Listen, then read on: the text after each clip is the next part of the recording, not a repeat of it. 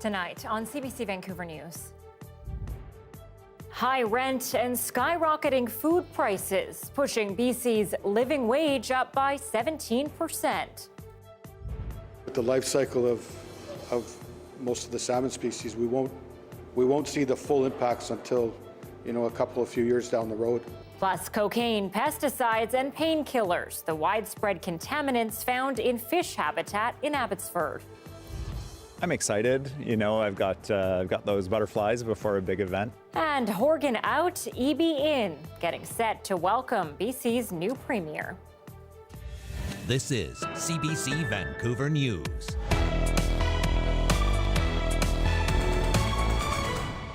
Good evening and thanks for joining us. I'm Anita Bathe. We begin tonight with a better reality of just how expensive it's becoming to live in this province. The living wage, or the amount families need to make to survive, has gone up dramatically. Michelle Gassoub is looking at why and what it all means. From Vancouver to Kelowna to Victoria, people are feeling the pinch. Seems like it can't really continue at the pace that it's been increasing, or else lots of families are going to be running into trouble. We're going grocery shopping right now, and it's so expensive every time. It's literally double. Now, a new report released by the Living Wage for Families campaign and the Canadian Centre for Policy Alternatives is showing it takes more than ever just to get by. It found that for a family with 2 young children in Metro Vancouver, both parents would need to earn at least $24.02 an hour at a full-time job to earn a living wage. In Victoria, both parents would need to make $24.29 an hour, and that number is even higher in communities like Golden and Haida Gwaii. This is one of the reasons that philosophically we're a little bit different than most of the businesses out there, especially in home care. Matthew Lowe is the director of Community Plus Care, a nursing and home care service in Victoria with about 50 employees and one of 400 employers across BC committed to paying a living wage. It's a humane decision, right? If your business doesn't support people to live and survive, I'm not even going to say comfortably, because the living wage is not comfortable. It's minimal. If you're not going to do that, then you don't have a business worth operating. A living wage reflects what it takes to pay for necessities, and it doesn't cover things like paying down debt, saving for retirement, or going on vacation. The minimum wage in BC, while on the rise, is not keeping up. There are some employers who won't kind of step up to the plate and won't voluntarily pay their staff a living wage. And that's where we kind of really need to see the minimum wage go up so that that gap between the minimum and the living wage is smaller. As the prices of housing, food, and just about everything else in this province grow, the money needed to keep your head above water stretching out of reach for some. Michelle Gassoub, CBC News, Vancouver. John Horgan made his final public appearance as Premier of the province today, speaking to the BC Chamber of Commerce. That I keep thinking I'm going to pinch myself and wake up in the Confederation cafeteria and it's all been a dream, because nothing was more unlikely than me becoming premier, and there's no shortage of people from my youth that can attest to that statement. Yes, Horgan spent much of the time reflecting on his 36-year career, saying initially he aspired to be the province's energy minister, but that being premier is, quote, the best job in the universe. He says his proudest accomplishment is passing the UN Declaration of Rights on Indigenous Peoples. We need, as a society, to recognize and acknowledge the territories that was expropriated from the First Peoples who have been here since time immemorial, and I think all British Columbians get that. Horgan will officially hand over the reins to incoming Premier David Eby, who will be sworn in tomorrow. Mira Baines has more on Eby's plans for the province. I'm excited. I've got those butterflies before a big event. I think a lot of people will probably recognize that feeling. David Eby has big plans to hit the ground running after he's sworn in as Premier. The ceremony is taking place at the Musqueam Cultural Centre, but he will be back here in Victoria next week. He says he wants to introduce legislation right away to tackle some of the province's most pressing issues. You're going to see some really significant initiatives on public safety, on healthcare, housing right out of the gate, and it's important for me to deliver for British Columbians on these issues. British Columbians can't afford to wait. Eby is a lawyer and former head of the BC Civil Liberties Association and known for defending the rights of marginalized people, some who are living on the streets. He says housing is a top priority, but some mayors have expressed concerns over the province taking a heavy hand to push through projects. It's not going to be the provincial government that solves this by ourselves. We're going to need the cities, we're going to need the private sector, the nonprofits and others. And you'll see certainly from our government that we're going to partner with those fast-growing municipalities to provide support so they can deliver housing. It's going to be a different relationship, but it's going to be a very positive relationship with cities. I'm excited about it. But there are concerns that Eby's government will push through legislation in the last 4 days of the legislative session without proper scrutiny. But if he's talking about any large structural changes and he thinks he's going to try and drive that through in 4 days, I can tell you this, that the public is not going to accept that, especially if it involves significant changes to the healthcare system or to housing. I can assure you that we will make a lot of noise about that if he tries to jam something through without proper debate and discussion. Challenges lie ahead for David Eby. The yoga fan is a dad with a young family based in Vancouver, so he will be balancing that with running the province. Eby plans to introduce a new cabinet, which will be sworn in next month. Mira Baines, CBC News, Victoria.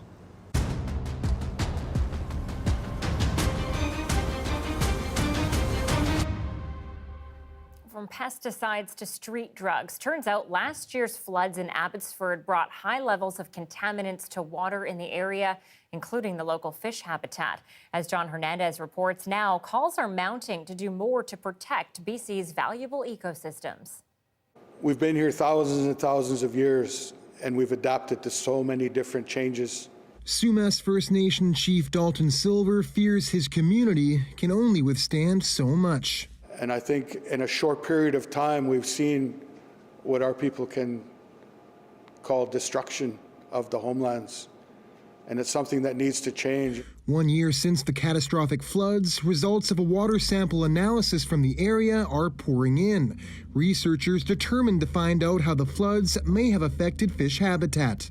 All this meant that the waters rose above fish habitat, and fish habitat became one with industry and farms and houses and septic fields and wastewater treatment plants. Samples gathered in the Sumas Lake area in the weeks after the flood showed excessive amounts of pollutants, from metals to pesticides, even cocaine and artificial sweeteners.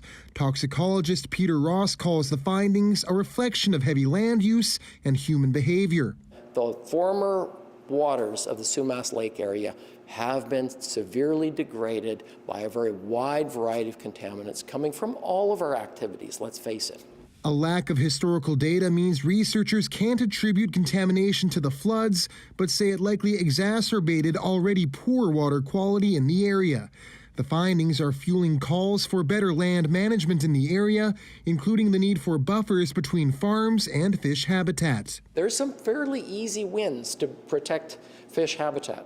I mentioned a couple, like trying to protect that riparian zone right adjacent to waterways would be number one. I think that if we can put our heads together and look at what we can do to improve things and try to fix some things up, those that we can, I think we'll all be in a better place. BC's Environment Ministry says it's reviewing the report, noting that its own samples found limited environmental risks.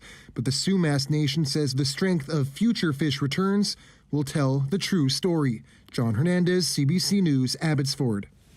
Let's look more now at affordability in this province. Those rising rental prices have some Vancouver residents reconsidering their future here. New data shows the price of a one-bedroom apartment in the city is now north of $2,500. The CBC's Yasmin Gandam spoke to some women who say the high prices have forced them into uncomfortable situations. If you're like me and you're just on your own and paying your way, you're gonna have to just keep your head up and persevere. Rhea Azarga has spent the last 3 months hunting for a new apartment. The 29-year-old recently broke up with her boyfriend, but while they're no longer romantically involved, the pair has remained roommates. That is until recently. After seeing dozens of listings, Azarga found a place, but it's not exactly cheap. And I'm paying $1,750 for like a just under 500 square foot basement suite. She says her only option would be to live with roommates. Well, from what I found, where people are kind of cramming like 4 people in a 3-bedroom apartment. She isn't alone. Other renters say they're also struggling to find affordable places to live. There used to be a time where if you lived with 2 other people, you got to save a little bit of money. That doesn't seem to exist anymore.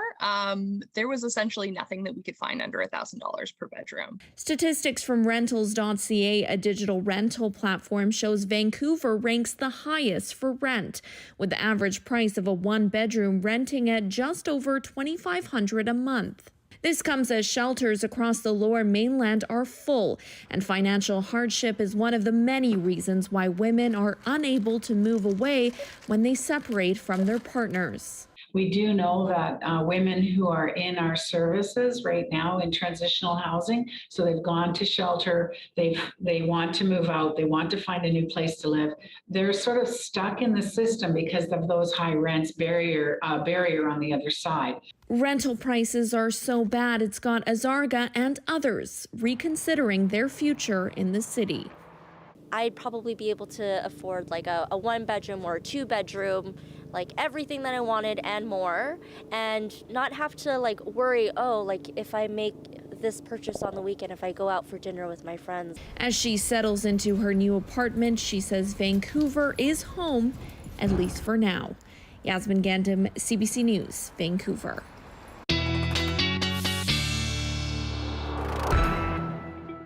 Time now to check in with meteorologist Johanna Wagstaffe. And Joe, before we get to the forecast, I know you're tracking some of that seismic activity in the province's northeast. That's right, Anita. A pair of fairly significant earthquakes earlier this week. Let me show you the epicenter on the map, likely connected to hydraulic fracking. So this was November 11th at 4.7, followed just 4 days later and just 1 kilometer away by a 4.6. Now, not large enough to create any damage, but it was widely felt, the light shaking. And initially, we had the clues that this was connected to hydraulic fracking. A hydraulic fracking faculty is nearby, and in that process, injecting liquid in deeper levels of the earth can reactivate old fault lines, make it sort of easier to slip. These are at the upper limits of the kinds of sizes of earthquakes we see in this part of the Rockies, in this part of Western Canada. So the Oil and Gas Commission saying they are also likely connected. Fracking was suspended momentarily, but it is back on. But much more research needed to, again, continue those correlations. Back to the weather, and high pressure has been our story all week. If you're starting to get worried, if you're starting to sort of get flashbacks of the October drought, or the really September, the July, September, August, October drought, it is coming to an end by the end of this weekend. But a few more days under this high pressure and under the potential for fog. East sides of Vancouver Island and the Sunshine Coast, fog advisory for one more night. I don't think the risk is as great across Metro Vancouver, but we'll look for it in Burrard Inlet for one more morning. Right now, 3 degrees, and it is chilly. Temperatures dropping quickly as the clear skies allow all of that heat to radiate away. So waking up tomorrow to a -1, frost on the ground again, could be slippery, and then back up to a 9, Anita. So if you like today, you got it tomorrow, you got it the next day, and then we'll talk about the change. Okay, we will talk about the change. Thanks, Joe. You're welcome. Well, a Vancouver Island woman came across a feathered invader running afoul over the weekend. Take a look. Tina Gaburi was checking on a friend's house on Sunday. She arrived to find the place in disarray. After thinking her friend had been robbed, she looked up and spotted the intruder, an owl perched on the dining room chandelier. This is the second time an owl has broken into an Oak Bay home in recent weeks, and pictures taken at the scene suggest it's the same bird. Gosh, I'm a sucker for an owl. Probably one of my favorites. Okay, a BC downhill skateboarder has trounced the fastest riders on the planet to be crowned the 2022 world champion again. I'm going to cherish that forever. Hopefully, maybe my kids one day will look at it and be just as stoked as I am. Dane Hanna took home the gold this week in San Juan, Argentina. Hanna rose to the top of 200 other skaters, eventually going head-to-head against the best in the world, hurtling down the steep track at speeds of up to 90 kilometers per hour. Wow. Hanna grew up in Pender Harbor on the Sunshine Coast, training locally and watching the annual Attack of Danger Bay downhill skateboard race. It's starting to all sink in and realize, wow, I finally done it. So I'm really happy with myself and proud of everyone that's helped me out along the way. And I don't know, I couldn't be happier. This is the second time Hanna has proven he's the fastest thing on four wheels, but due to the COVID pandemic, the event hasn't been held since 2019. Well, Canada has snagged an early win ahead of the World Cup action in Qatar, the team beating Japan in a friendly match. After the break, we'll chat with a former Team Canada women's player about our country's chances at securing the cup.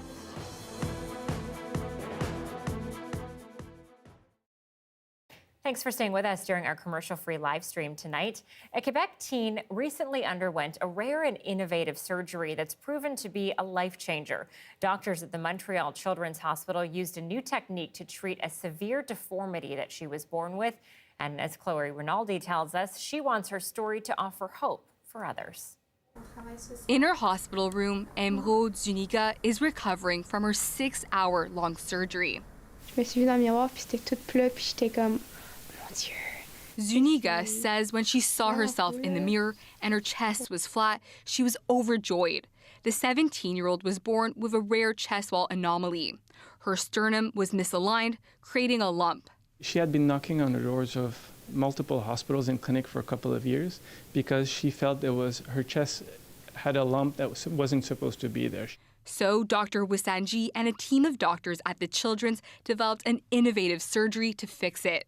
To do this, we have to remove parts of the cartilages. So these hold the sternum in place with the ribs. We had to remove them and then literally saw the sternum to break that angle. After that, they inserted a bar in her chest to raise it. The surgeons also use another new procedure in Quebec called cryotherapy. It freezes the nerves around her ribs. Before, kids used to stay 5 to 6 days at the hospital for pain management after the surgery, and now they can leave on the first day after surgery. Also, it reduces a lot the number of consumption of opioids or morphine or Dilaudid that we give to kids. Wisanji says the operation helps the kids with their self-esteem. It has a big impact on children as they mature and they become adults because it changes the way they think about themselves, and it's much more than just a physical correction. Emeraude says she's sure this will give her more confidence. Pour, mettons, d'autres enfants ou adolescents qui vont voir ça en ligne. She hopes her story will show others they aren't alone and that there are solutions. Chloe Rinaldi, CBC News, Montreal.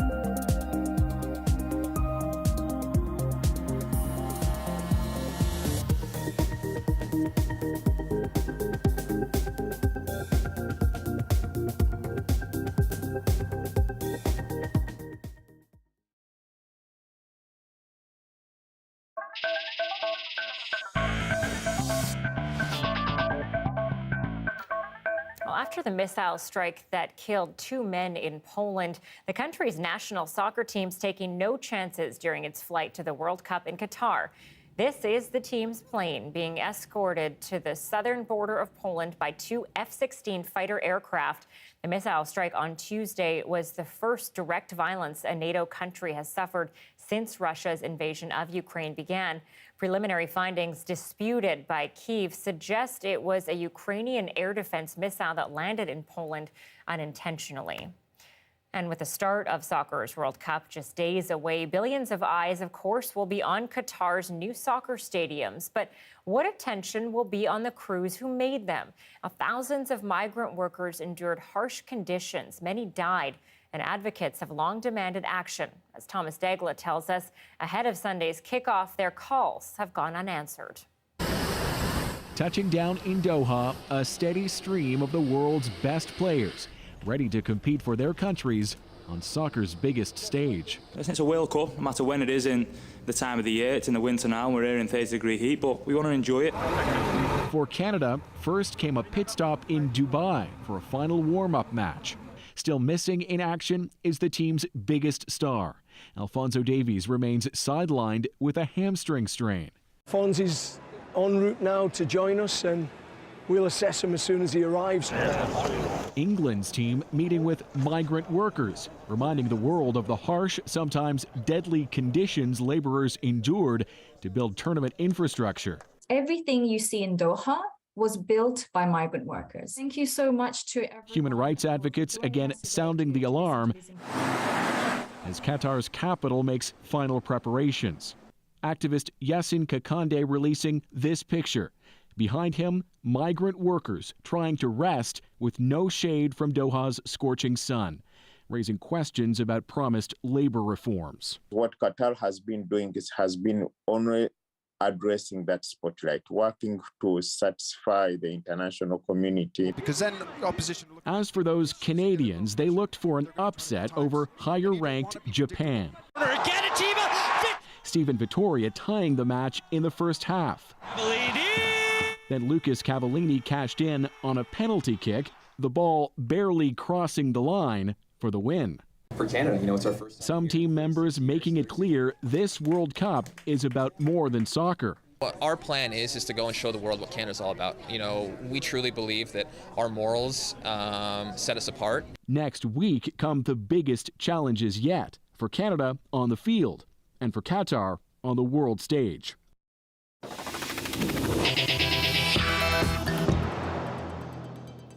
Amid the staffing shortages plaguing Canadian healthcare, CBC News has learned about Nova Scotia's use of private nursing companies. It's bringing in nurses from across the country through so-called travel nurse agencies to supplement nursing home rosters. Shayna Luck has the story.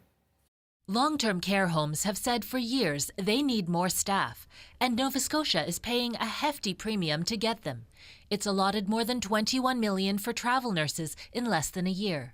We had a lot of beds closed in the sector, and that was creating problems for the acute care sector. So what we needed to do was to bring in travel nurses. Travel nurses work for private companies and are often paid at least double what public sector nurses are paid. Their agencies often contract with publicly funded hospitals or long-term care homes.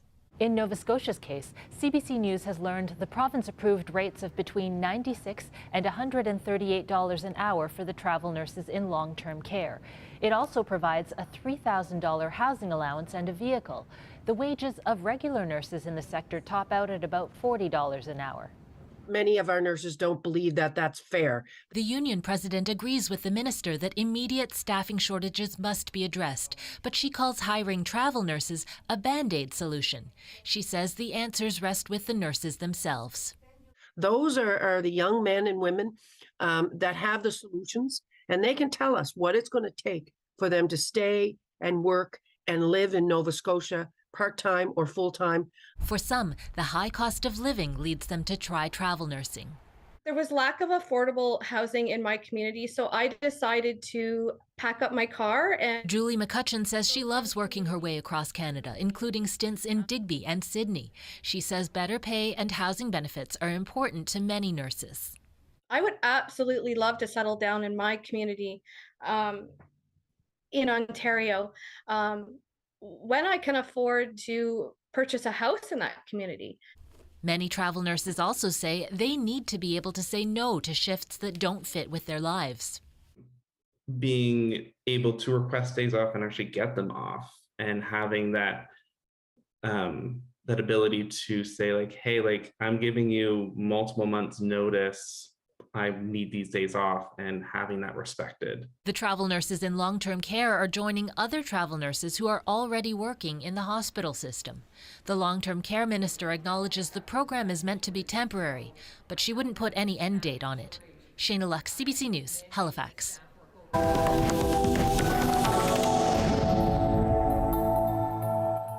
Britain's government today outlined new budget plans aimed at restoring the confidence of financial markets. Taxes will go up and spending will go down. As Ashley Burke reports, it comes amid a new forecast of sharp decline in living standards on the horizon. Countries around the world are grappling. The UK's government is trying to restore its international reputation, putting our economy back onto a positive trajectory and restoring our fiscal sustainability. Who's responsible for this mess? Chancellor Jeremy Hunt had warned the government would have to make eye-watering decisions, and today he said Britain needs to give the world confidence that they will pay their debts. British families make sacrifices every day to live within their means, and so too must their government, because the United Kingdom will always pay its way. Former Prime Minister Liz Truss became the shortest-serving Prime Minister in British history. Just 2 months ago, her mini-budget proposed big tax cuts for the wealthy. That spooked the markets, the pound nosedived, the cost of borrowing soared. Hunt says the government reversed those planned measures, but inflation hit 11%. That's the highest it's been in more than 40 years. Hunt acknowledged for the first time the UK is in a recession and said tens of billions of dollars in tax hikes and spending cuts are needed, but vowed to protect the poorest. The opposition said the government's mistakes are holding the UK back. All the country got today was an invoice for the economic carnage that this government has created. Never again can the Conservatives be seen as the party of economic competence. The opposition accuses the government of trying to pretend that September's mini-budget had nothing to do with them. Ashley Burke, CBC News, London. Russian missiles striking vital generators and other infrastructure in Ukraine as the country experiences its first big snowfall of the winter. We'll take you inside the Kremlin's chilling new tactics after the break.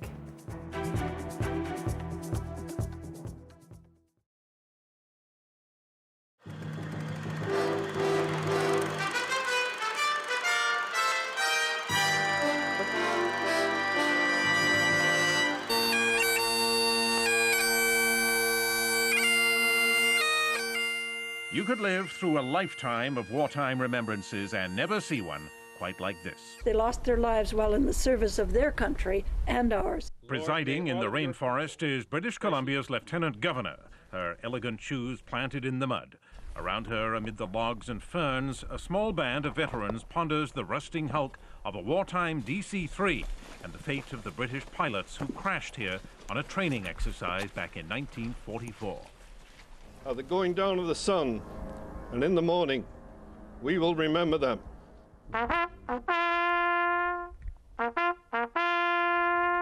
It's a strange story. Strange because it's taken 58 years to set up a memorial for the two pilots who ran out of fuel in bad weather near Port Hardy at the northern tip of Vancouver Island. Only the gunner survived the crash, and as the war in Europe drew to a close, the two pilots were buried with little notice in Victoria. Not as heroes who fell in combat, but as victims of an accident. And somehow that wasn't good enough for veterans like Lou Lepine. He thought they took the same risks and paid the same price as their buddies in combat. Dead is dead, whether it's flying on operations or training exercises like this. So we must recognize the valor of these young men who flew and defended our way of life. Oh, Canada, our home and native land. Lepine set out to rally his fellow veterans to organize this ceremony in the woods. But it wasn't easy. After so long, the old plane was inaccessible and overgrown. It was eerie, spooky. The moss was hanging down, very little light. wet and soggy. And there was the old girl sitting there, just forgotten. Well, she's not forgotten now. Not forgotten. It's the plane as much as the pilot that brings back memories for many Air Force vets. Few can forget the long service of the DC-3, workhorse which inspired loyalty both in war and peace.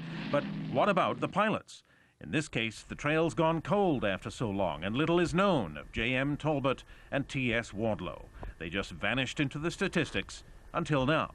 And we know that because of today, their sacrifice will be continued to be remembered where brave people meet and consider the power of service and duty and discipline in the service of one's country. God save our gracious Queen. For these veterans, then, you don't get forgotten just because you didn't die in battle. So this remembrance in the rainforest finally went ahead, even if it was 58 years late. Terry Malewski, CBC News, Vancouver.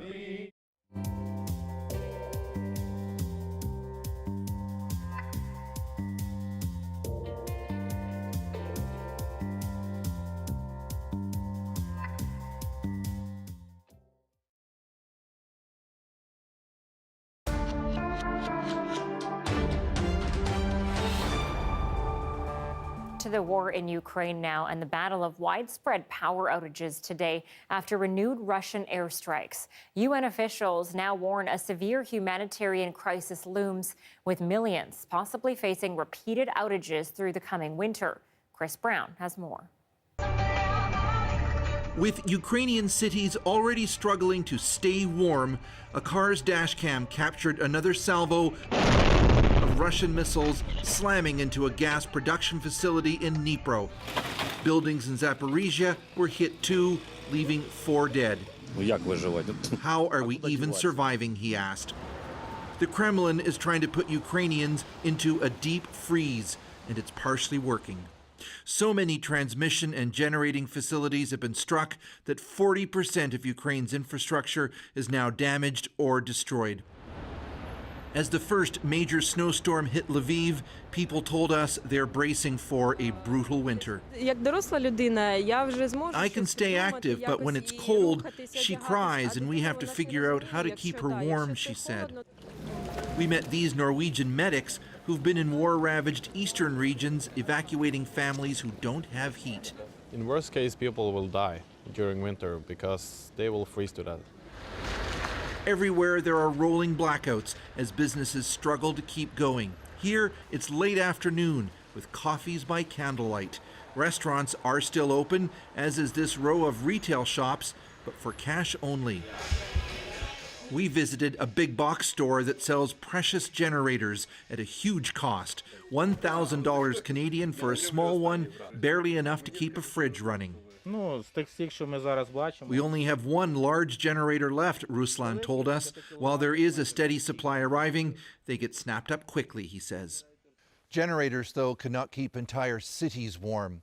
Russia's war in Ukraine has at times seemed undisciplined and ineffective, but many of its strikes in the country's electricity grid have been pinpoint accurate. Chris Brown, CBC News, Lviv.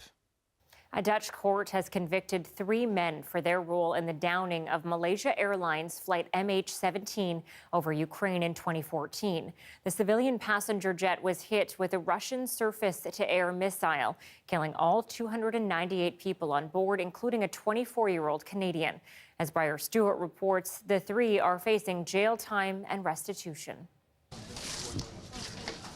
For 8 years, the families of the victims on board MH17 have been waiting for justice. Now they have some, but many say what they really want is accountability from the top.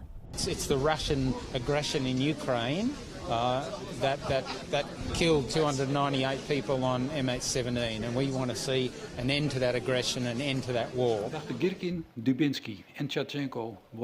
The court sentenced 3 of the 4 men on trial to life in prison for helping bring down MH17 with a missile supplied by Russia, fragments of which were found embedded in the aircraft and even in the body of one of the crew members. Back then, Canadian Michael Bossaque was on the team investigating the crash. He says the verdicts are an important milestone. So I think this is a first step in justice being served and holding Russia culpable for heinous war crimes. Nearly 2/3 of the victims on board were Dutch. One Canadian was killed, 24-year-old Andre Angel from Ajax, Ontario. His family and their lawyer watched a live stream of their ruling. The court was clearly rejected the lies and propaganda put forth by Russia as an explanation for what happened. The court found that Russia had control over the fighters in eastern Ukraine and supplied the missile system. Obviously, in hindsight, this was a grave warning of things to come. All of the men convicted were tried in absentia. One of them is Igor Girkin. In 2014, he was the defense minister of the self-proclaimed Donetsk People's Republic, and recently there were unconfirmed reports that he was headed to Ukraine to fight. None of them are likely to face jail time unless they leave Russia and are arrested. One Russian lawmaker said this ruling has no legal consequence, and the country's foreign ministry accused the court of bias and bending to political pressure. Briar Stewart, CBC News, London. The inquiry into the federal government's use of the Emergencies Act heard new details today about how it was used to freeze the bank accounts of convoy protesters. The never-before-used legislation was invoked in February, and as Marina von Stackelberg reports, it gave authorities sweeping powers to clear crowds from downtown Ottawa during last winter's protest against pandemic measures. As protesters dug in their heels in downtown Ottawa and at border blockades across the country, the Canadian government wanted to find a way to cut off the flow of money propping the convoys up. But existing laws didn't allow for that. Pretty much anything that we could do would require a legislative change. And legislative changes, by their nature, take an extended period of time. The Emergencies Act gave authorities the power they needed. The RCMP provided information about the protesters to financial institutions, who then moved to freeze their accounts. If you could do it with freezing bank accounts or whatever other measures were necessary, that was an awful lot better than having to go in with police and clubs, right? Finding instruments that create an environment where people have an incentive to go home, having made their point, that seems to us to be a path worth pursuing. In total, $8 million in assets were frozen from about 280 accounts. The lawyer for convoy organizers argued cutting off the funds raised for them through crowdfunding sites was infringing on Canadians' rights to support a political cause. When the government interferes with what is to be done with those funds, can you not agree that it interferes with those donors' freedom of expression? Can you agree with that? Look, the government took a decision that these activities were illegal. Civil liberties groups also pushed officials on the lasting impact on protesters' credit ratings and whether the government had really exhausted all other options. Canada's finance minister says invoking the Emergencies Act was the last resort. I remain today absolutely convinced it was the right thing to do. And I'll have more to say next week. The inquiry is now heading into its final week. Chrystia Freeland, other cabinet ministers, and the Prime Minister himself will be called to testify. They made the final decision to invoke the Emergencies Act. Marina von Stackelberg, CBC News, Ottawa. To the U.S. now, where Nancy Pelosi says she's stepping aside as House Democratic leader. She will not seek a leadership role in the new Congress, but will remain as the representative from San Francisco. The announcement comes the day after Republicans secured a slim majority in the chamber after the midterm elections. In her farewell speech, she called the House sacred ground and paid tribute to American democracy. American democracy is majestic, but it is fragile. Many of us here have witnessed its fragility firsthand, tragically, in this chamber. And so democracy must be forever defended from forces that wish it harm. Last week, the American people spoke, and their voices were raised in defense of liberty, of the rule of law, and of democracy itself.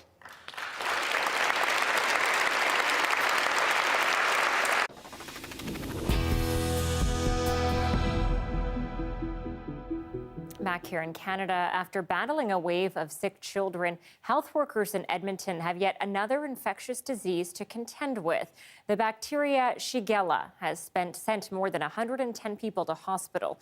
It's a disease that spreads rapidly in areas with poor sanitation. Just last year, there was an outbreak in Vancouver's downtown east side.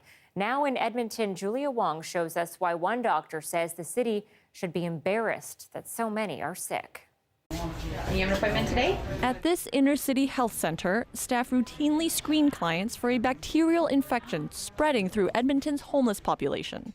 Worry about Shigella is so great, posters alert clients to the symptoms. You know, it's concerning because the population that it's affecting doesn't really have the resources that's needed to stop this spread. Shigella is hitting encampments hard, spreading through contaminated surfaces, food, or water. People with it have persistent diarrhea, stomach pain, fever, and vomiting. Joshua Bell says he developed symptoms a couple weeks ago. It was overwhelming, just awful. The nonstop vomiting, the nonstop pooping, it was out of control. It scared the hell out of me for sure. So in 2022, to have over 100 of these cases in Edmonton is frankly an embarrassment. So we've got this ER doctor says he sees patients suffering every shift. Their bowel lining is starting to, get weakened and disintegrate. Bacteria are getting into the bloodstream. That's a sign of sepsis or an infection within the bloodstream. The situation is so serious. Healthcare workers carrying antibiotics did a rare outreach to people living on the streets, knowing some are too embarrassed or too sick to seek help. I've worked in the inner city for over 15 years, and I don't think I've ever seen this degree of suffering, this degree of indignity. Ways to prevent getting Shigella are simple: frequent hand washing and good personal hygiene. These public washrooms were recently installed in the inner city and cleaned after every use. They'll make a huge difference. Just the dignity of having a place where you can access a washroom and clean up if you need to. There are worries the outbreak will get worse as the weather gets colder and people move into shelters to stay warm, adding to the potential for infection to spread. Julia Wong, CBC News, Edmonton.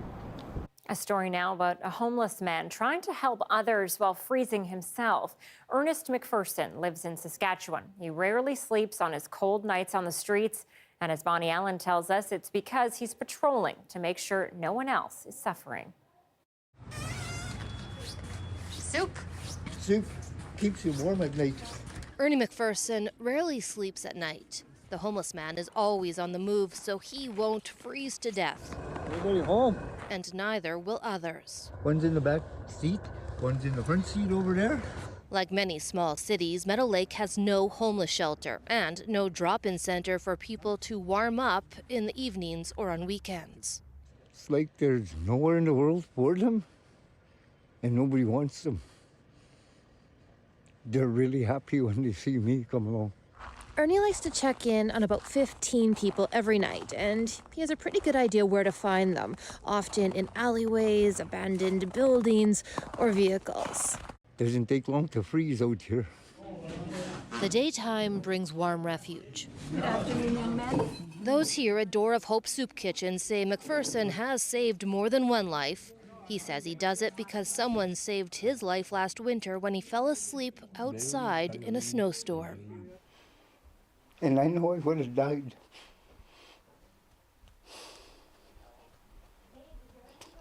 My guardian angel. Last week, the province announced more money for shelter spaces in larger cities.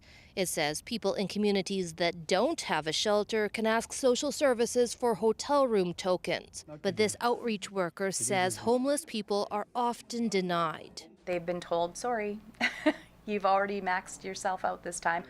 A group of business owners, church leaders, and concerned residents have formed a coalition to lobby for a shelter. In the short term, they want to keep this place open 24/7 to provide heat, supervision, and security. People are going to die, and it's on us. It's gotta be addressed. As for Ernie McPherson, some friends helped him buy this camper to get him off the street, but there's no heat. That'll start the furnace inside, but right now it's empty. Still too cold to sleep, too scared to rest. He's back on the streets come nightfall. something I gotta be here doing. Until there's a shelter, I'll be here patrolling every night. Bonnie Allen, CBC News, Meadow Lake, Saskatchewan. They've long relied on oil, but now Albertans may be rethinking their future. Why? Coming up.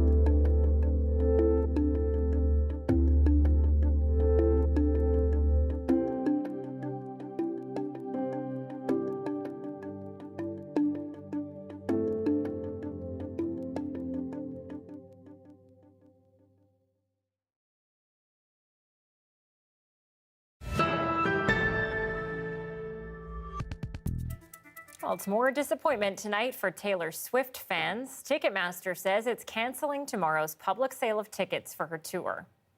It's me. Hi, I'm the problem, it's me. Tickets went on sale Tuesday for pre-registered fans only, but when millions logged on, the site crashed. The company blames bot attacks and unprecedented demand. Despite the problems, 2 million tickets were sold. Ticketmaster says insufficient inventory forced them to cancel tomorrow's sale. Well, Joe, were you hoping to snag a pair of T-Swift tickets? I was not, but I can almost hear the collective groans of people upset. Were you one of them? I was not. I have seen Taylor Swift in concert, and she does put on a very good show. But no, I saw some tickets going for like $20,000. So I'm out. Yeah, in this case, one. yeah, Ticketmaster needs to be like, it's me. I'm the problem. It's me. It's Yeah. Ticketmaster. Yeah.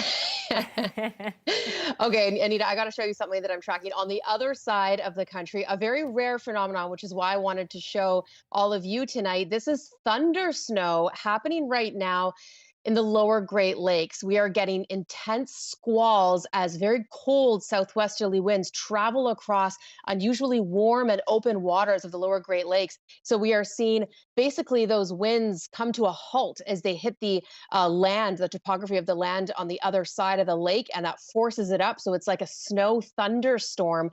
And that's going to be the story all night long for parts of southern Ontario and Buffalo, looking to get possibly over 100 centimeters by Sunday, because this is a story that will continue for the next few days. There's the accumulated snowfall, and you can see that little bullseye over 60 centimeters. But some of the new forecast models were putting that number closer to 4 to 5 feet. And you can see lots of snow on the lee shores for the Canada side as well.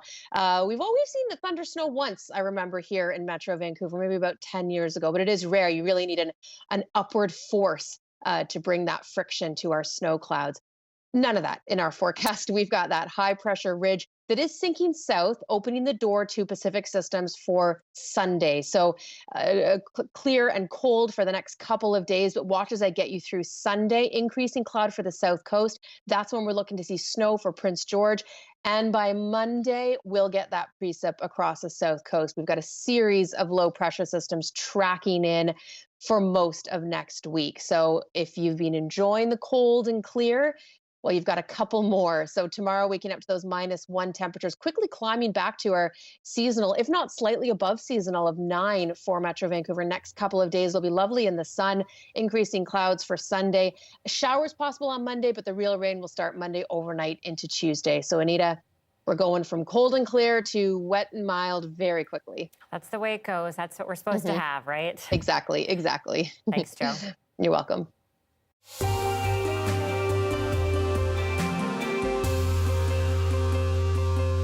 With just one day to go at the COP27 climate summit, diplomats say they are no closer to securing a deal. One of the main sticking points is who pays when climate disasters hit. Now, today, a draft deal was released with no language surrounding loss and damages. CBC's Sarah Larniuk has more on the draft and whether leaders could still agree to stronger language. There were 3 things that people were watching for as this draft came out. First, people wanted to see if the target of limiting warming to 1.5 degrees Celsius would remain in the text. It was included in last year's agreement in Glasgow, but there was this fear that countries would actually backtrack to the language used in 2015 in Paris, which was far less ambitious and only committed to limiting warming to well below 2 degrees. The next thing delegates were watching for was if it would call for the phase out or phase down of fossil fuels. But this text only mentions coal, not oil or gas. The climate clock is ticking and trust keeps eroding. The parties at COP27 have a chance to make a difference here and now, and I urge them to act and act quickly. The third thing was loss and damages. Developing nations, including the host country Egypt, have been asking for an agreement on how they will be compensated for the damages climate chaos is causing them. This was also absent from the text. I do expect that there'll be progress on loss and damage. I think it's very important to the leadership in a lot of countries that are here. And there'll be some marginal, I think, progress on what a future plan for climate finance might look like, but it's sort of only going to be step 1. And beyond that, I think it's really going to depend on the really heavy political consultations that are coming. So there is still hope more progress could be made from this point, but generally the draft text is actually more aggressive than the scaled back final version that leaders agree to. So that a draft text is so mild in its goals is demoralizing to a lot of people. Sarah Larniuk, CBC News, London. To Alberta now, where for decades oil has defined that province's economy. But as Elise Von Schie reports, a new poll suggests many residents are rethinking oil's place in Alberta's future. Oil may be king in Alberta, but people don't want to hang the province's future on it. That's the finding of new research done by Janet Brown Opinion Research for CBC News. Oil and gas has fallen off the list of top priorities for Albertans. 12% said it was a big issue for them, compared to 40% 4 years ago. Janet Brown led the polling project. Now it seems like Alberta is evolving into a place where you can still value the oil and gas industry, you can still root for its success, but at the same time, you can also be pro-environment and you can see the need for the oil and gas industry to be transitioning and to be doing things differently. 59% of respondents said they thought transitioning away from oil and gas would benefit Alberta's economy in the long term. Most survey respondents, 62%, said they thought more should be done to address climate change. Albertans might not be ready to say goodbye to oil, but the polling suggests most are ready for a future with less of it. Elise Von Schiel, CBC News, Calgary. Well, they're always big, but a grizzly bear in Banff, Alberta is simply built differently. We'll introduce you to the bear known as the Boss and the man brave enough to photograph him next.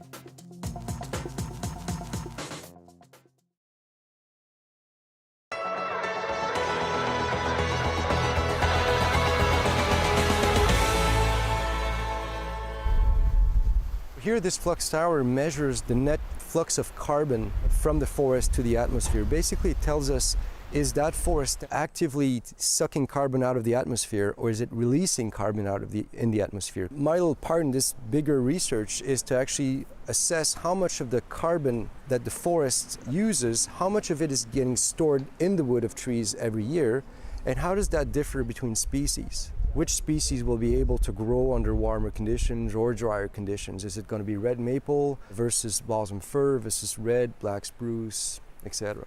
When you hear in the news about how we're trying to cap, the climate warming to 1.5 degrees Celsius, that projection of climate warming is based off things like this forest carbon measurement that we take. Trees take up a lot of carbon from the air. How much are trees taking up carbon right now is an open question that's being looked at by a lot of scientists, but especially how much trees will take up carbon in the future. Which species grow at what rate, and how does that change depending on the season, on the years, if it's warm or cold. We have, warm springs, cold falls, for instance.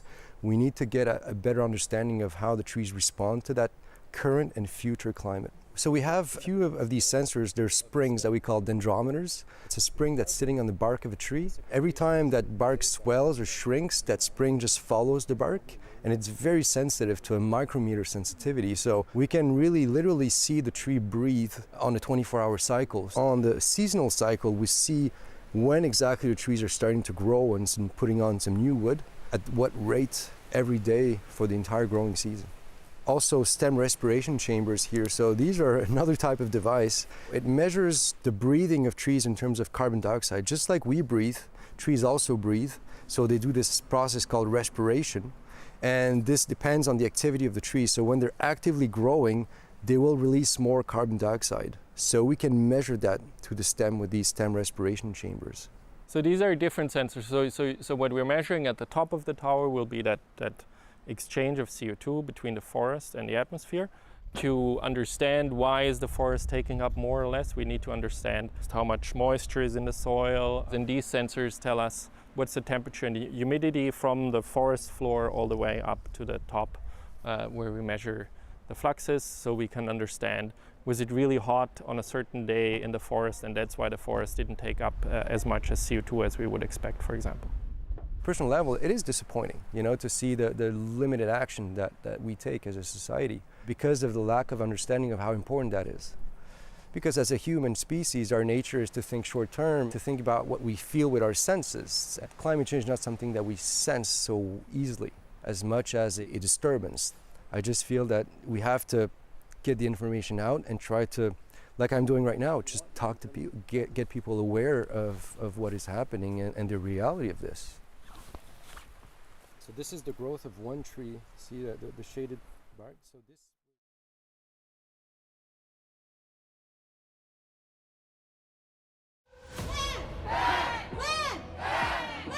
Land Back is a CBC original podcast where we uncover land theft in Canada and look at how Indigenous people are taking it all back. And that's what empowered nations and empowered people to just literally steal land. This is a consequence of your actions.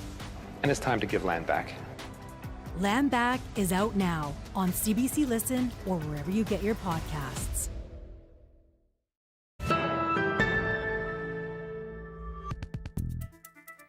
It's taken months of deconstruction, but the barge at English Bay, well, it's finally shipped off. The barge washed up on the shore during last November's devastating storms. During its residence in the West End, some locals took a shine to the funky flotsam. Last year, the park board even unofficially renamed that part of Sunset Beach Barge Chilling Beach. I'm not going to lie, I'm okay with it being gone. It is the end of an era, isn't it? Okay, and moving on officially. He is called the Boss, and he weighs around 300 kilos. He's one of the biggest grizzly bears to roam Banff National Park. He has survived being hit by a train and has killed and eaten his rivals. And last weekend, a nature photographer managed to capture him through his camera lens, of course. He's beautiful, he's magnificent, and he's very large. He's a massive creature. I've seen a lot of different bears over my lifetime, and this bear is really healthy right now. I didn't know that it was the Boss, obviously, when I saw the tracks. When he popped his head up from digging behind that log, yeah, I knew right away, because the Boss on his right side, he's missing part of his ear. He was bear number 122, and I think there was an ear tag there, and at some point it must have got pulled out, and that's how he's very recognizable. This is our patriarch of the valley. You know, he's most likely the father around 70% of the cubs, and to see him going into hibernation so healthy, it's good news for our grizzly bear populations out here in the valley. Thanks so much for watching CBC Vancouver News tonight. Have a wonderful evening.